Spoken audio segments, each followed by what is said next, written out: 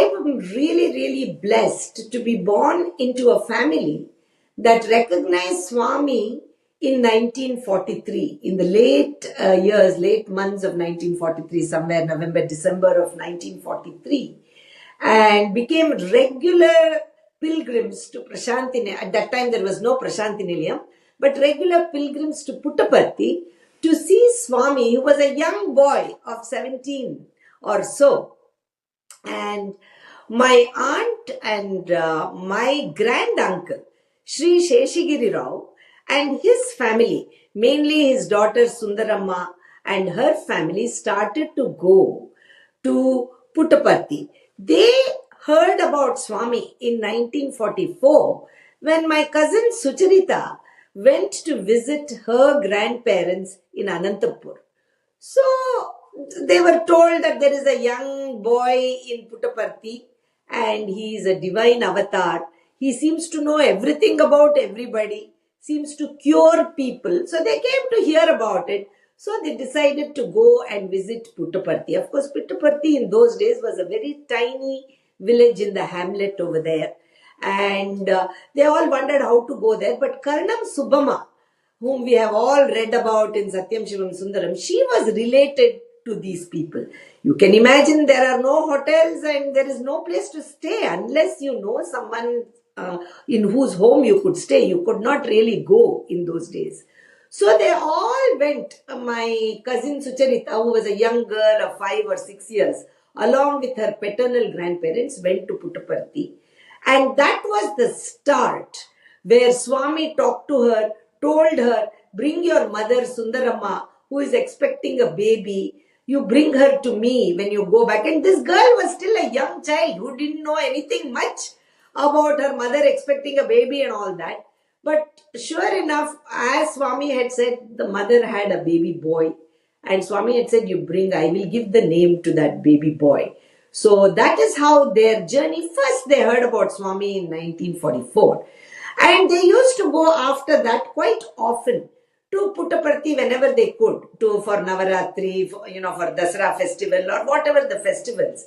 And at that time, this Sucharita's grandfather, Sri Sheshagiri Rao, who later became the first priest of the Prashanti Nilayam when Swami built it in 1950. His whole family, his daughter's family, and his brother, his younger brother was my own grandfather. They all started to go to Swami. And so in 1945, they would make journeys. And when they went there, Swami himself used to sing bhajans. These people were all very, very good singers. So they would participate in bhajans there. In those days, it was not the 4-line and 6-line bhajans that we sing now. They used to sing songs. They used to sing kritis of Sri Tyagaraja, the great saint of South India. They used to think they were all good musicians. So it started like that. Swami himself would sing with them many times. And Sundaramma and her family, who were all excellent singers, her children, they started to go. And when they came back to Bangalore, they're all from Bangalore. My family is from Bangalore. They would all feel very bad. We had such a nice time singing for Swami there in Puttaparthi. So one of the aunts, her name is Jayadevi. She was actually my father's first cousin.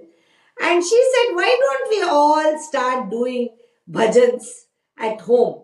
We can all meet in each home. There were about 6 families who had started to go. So she said, let us do a bhajan by rotation. Every Thursday, let us decide in the evening, 7 p.m. or something. Remember, in 1945, India was still under British rule. India was not yet independent. So they had a lot of issues traveling in the evenings because it was also the time of the World War. So India sometimes would have, in Bangalore, they would have curfew.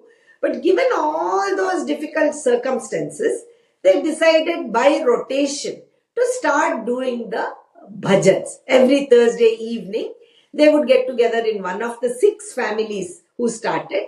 They started to do the bhajan. At that time, my parents were just married in 1945. So they were still a young married couple. So my own family of my father was not yet so involved. They would attend the bhajans when they could. So they did a rotation of bhajans for a whole year. And what happened was, After 1 year was over, this lady Jayadevi, who was my father's first cousin, who was actually Sheshagiri Rao's sister's daughter, she was also a good singer. She said, we are finishing almost 1 year. Every Thursday we have done bhajan. In these circumstances of curfew, no lights, no public transportation in India in those days. They used to walk several kilometers or miles to go to the next person's bhajan, whosever bhajan it was. We have completed somehow with Swami's grace 1 year. Let us have a 24-hour bhajan as a celebration and call it Akhand bhajan, continuous bhajan. Let us do that. So they all loved the idea. Oh, how nice it will be. Let us do it together. So in 1945, they started to do the rotational bhajans. And in 1946, they said 1 year is all, it was about to complete, let us do. So what happened was all these family members told Sundarama auntie, who was my aunt, my father's first cousin, and her father, Sri Sheshagiri Rao, why don't you all go and take Swami's blessings in Puttaparthi? And once he gives us some blessing and prasadam, like Vibhuti, we can do the Akhanda Bhajan 24 hours. So this father and daughter duo, they both went to take Swami's blessings. And Swami, of course, in those days, very, very few devotees were there. Swami called them together, a few people, and started to talk. And he said, why have you come? And they said, Swami, as you know very well, we have been doing bhajans now for the past 1 year almost in each person's home. We would like to culminate it with a 24-hour bhajan. If you give us prasadam and your ashirvadam, blessings and prasadam, we will go and do 24 hours. So Swami was very happy at the idea. What a good idea. Whose idea was it? This is a wonderful idea. You people have been doing so well. Certainly, you should do the bhajans. Wonderful idea. And but he said that this is very, very strange. Why are you just asking me to come to give you blessings instead of this thing, asking me also to come along with you, and spend the entire bhajan time with you. So they said, they were all very middle class families, So they said, Swami, we are all in small homes. How can we host, the Lord of the universe in a small home like ours? And also, we don't have the capacity to take a big hall, community hall, and conduct a big bhajan at a grand scale. We don't have the capacity to do that, Swami. Just your blessings is more than enough. If you just bless us, that is enough for us. Then Swami said, in Telugu, apparently I wrote this down, which my aunt who is still here, she is 86, she was one of the 5-year-old child at that time. He said, నేను వస్తాను అని అంటే భక్తి భజనలకు నన్ని వద్దు అంటారే ఇదేమి విచిత్రం when I say that I will come because I'm moved by your devotion and your bhajans, when I am saying I will come, what is this strangeness that you people are telling me not to come? Swami asked like this. So they said, no. My aunt Sundarama said, Swami, we don't have that. See, they were very, very humble people with lot of love, and they had recognized Swami's divinity. He was the Lord. How can we keep him in our small homes? We cannot give him the kind of respect and look after him like the Lord. But you see Swami's love. He said, I am moved by your bhajan and your bhakti. I am not interested in your house and the size of your house and all that. Why are you telling me not to come? Now, in this room, there were 3-4 other people. When Swami was talking, there were 3-4. One of the persons in that room, while this conversation was happening, was the Inspector General of Police of Mysore State.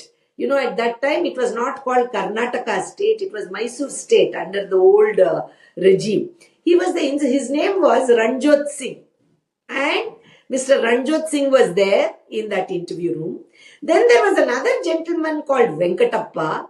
He used to do all the decorations in Puttaparthi for Navaratri, Dasara and Swami's birthday, like those kind of festivals.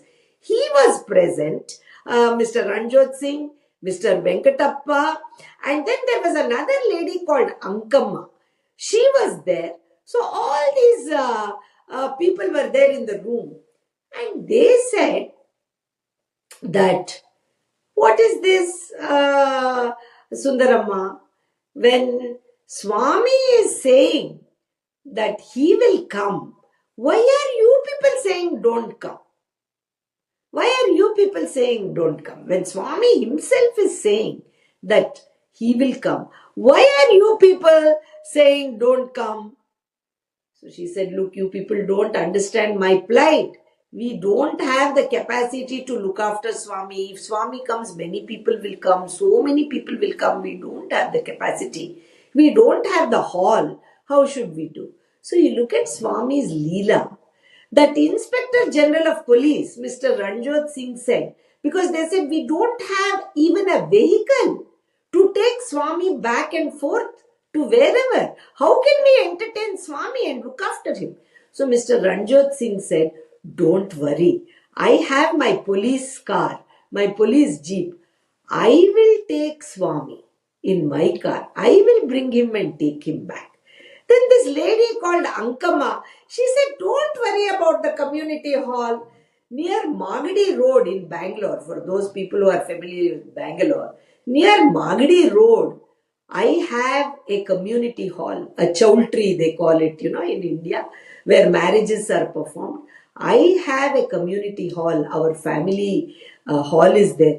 I will give you the hall. You can use that hall. And this Venkatappa said, I will decorate the whole place for you people. You don't worry.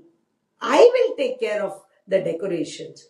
So my grand uncle Sri Sheshagiri Rao and Sundarama auntie, my aunt, they started to see each other's face, and Swami said, why are you people worried? I want to come. I am moved by your bhakti. I am moved by your beautiful songs. I want to come. So they said, all right, Swami, please come. We will try to look after to the best of our ability. So Swami gave them some prasadam, promising them that he would be there for the first Akhand bhajan. And he arrived in Bangalore. In those days, a couple of times my aunt was telling me that he used to come by bullock cart and then take the train. First time he came to Bangalore, he came by train to Bangalore. Then, of course, other great devotees, Tirumalachar and others, they used to bring him in their car. And then, of course, Nagmanamma Purnaya, she was the wife of the Diwan of the Mysore state. They used to bring him. But for the first Akhand Bhajan, Swami arrived, stayed in Sri Tirumal Rao's house and attended the Akhand Bhajan continuously with these people. And also the point to make here was, since they were doing Thursday bhajans, they started on Thursday morning and ended the Akhand Bhajan on Friday morning. As long as it was a part of our family Akhand Bhajans for 25 years, that time we used to do from Thursday to Friday. After 25 years of doing the Akhand Bhajan, in 1974, Swami said, announced in our Akhand Bhajan in the Golden Jubilee Hall in Lalbagh, Bangalore, in his discourse after the Akhand Bhajan, he said that this family, Sri Sheshagiri Rao's family and Sundaramma's family, and by that time my father was also taking a very active role. His name is Dr. R.S. Padmanabhan. All these people have continuously done 25 years of this Akhand Bhajan. They have lit the lamp of bhakti through their bhajans. Now, this lamp will be lit all over the world. And from next year onwards, it will become a global event.